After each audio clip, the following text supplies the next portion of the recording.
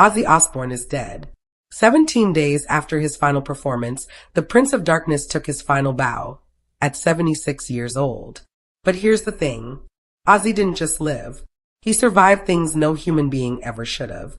We're talking drug-fueled rampages, shooting his own cats, snorting ants on tour, and yes, biting the heads off 2 different animals, all while becoming the most unlikely reality TV dad in history.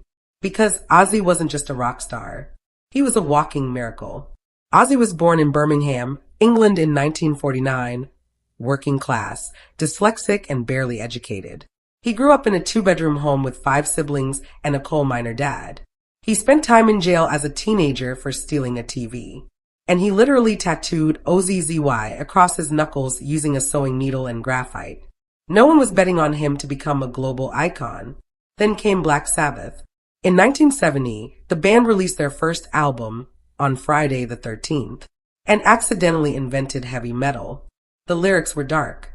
The music was heavier than anything that had come before. And Ozzy's voice? Pure doom. It was eerie, hypnotic, impossible to ignore. By the mid-70s, Black Sabbath had exploded. But behind the scenes, things were spiraling. Ozzy was drowning in addiction, alcohol, cocaine, quaaludes, acid, pills, everything. One night, deep in a cocaine psychosis, Ozzy shot 17 of his own cats. He later called it the worst night of my life. He said he didn't remember doing it, just waking up to the horror. Then there was the dove incident. Trying to impress record execs at a meeting, he pulled a live dove from his coat and bit its head off. Blood everywhere. People screamed.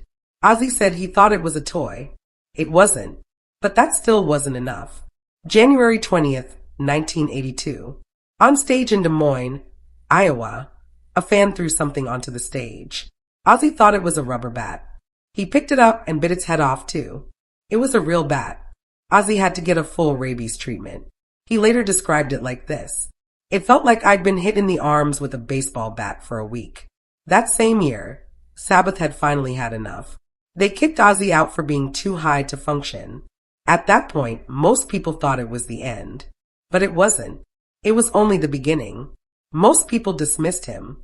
Record labels saw him as a liability. Friends thought he was a lost cause. Even Ozzy said he believed he'd die before 30. But instead of burning out, he dug in. Locked in hotel rooms, strung out and broke, he started writing again. Dark, strange, brilliant stuff. Sharon booked the studio time, hired a new band, and kept him just sober enough to record. Against every odd, he created a sound that was heavier, sharper, and more unhinged than anything he'd done with Sabbath.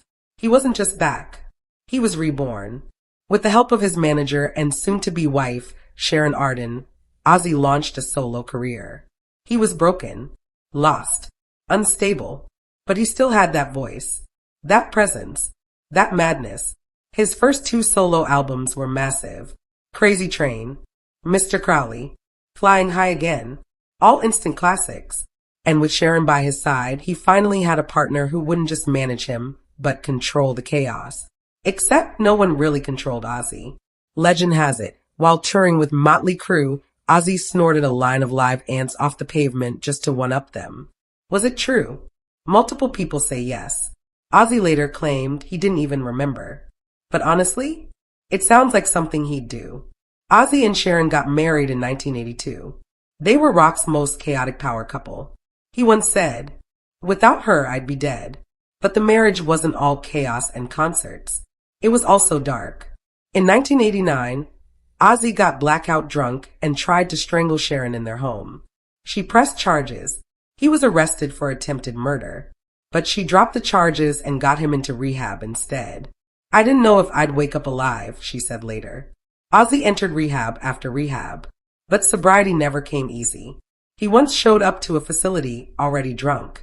Another time, he escaped the clinic and walked to a bar down the street. At one point, he admitted to taking 42 prescription pills a day. He said, "Rehab only works if you want it to." I didn't not until much later. Then came 2002, and Ozzy shocked the world again. Not with music, but by letting cameras into his home. The Osbournes premiered on MTV and instantly changed reality TV forever. It was chaos. It was hilarious. It was weirdly relatable. Ozzy mumbling around the house, tripping over dogs, getting mad about remotes. Sharon keeping everything running like a boss. Jack and Kelly rebelling in every way possible. And suddenly, Ozzy wasn't just the Prince of Darkness. He was America's dad. It was one of the most surreal transformations in pop culture. Just 2 decades earlier, he was banned from cities, arrested for public indecency, and blamed for inspiring teenage suicides. Now, suburban moms loved him. Teenagers quoted him. He was doing cameos in cartoons, voiceovers for video games, even selling butter on TV. Somehow, the same man who snorted ants on tour became a household name. Not because he changed who he was, but because the world finally caught up to him. The show ran for 4 seasons and broke every rule of celebrity. Ozzy later admitted, "I don't remember filming most of it." Fast forward to 2025. Ozzy's health was collapsing. Years of addiction, surgeries, and Parkinson's had taken their toll. He could barely walk without help. But he still wanted one last moment on stage. So they made it happen. Ozzy was wheeled onto the stage in London, smiling, weak, but present. And then he lifted the mic and softly sang the words to Mama, I'm Coming Home. The crowd cried. So did Sharon. One fan said, it was like watching Superman in a wheelchair. Still powerful. Still Ozzy.